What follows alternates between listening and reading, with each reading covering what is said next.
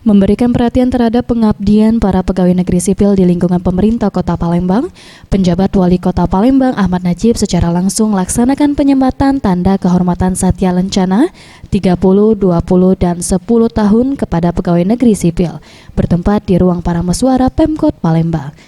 Ketika ditemui, penjabat Wali Kota Palembang Ahmad Najib mengatakan, tanda ini merupakan wujud penghargaan kepada para ASN di Kota Palembang atas pengabdian, dedikasi, prestasi yang dilakukan.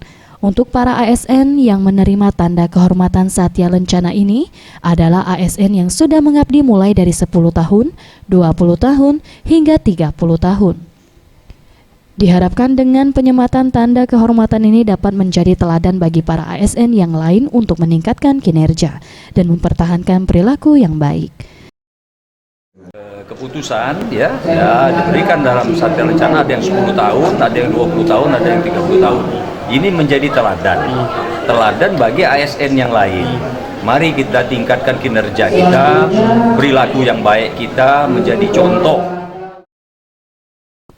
Sementara itu, Kepala BKPSDM Palembang, Ratu Dewa mengatakan sebanyak 134 orang ASN mendapat penyematan tanda kehormatan Satya Lencana.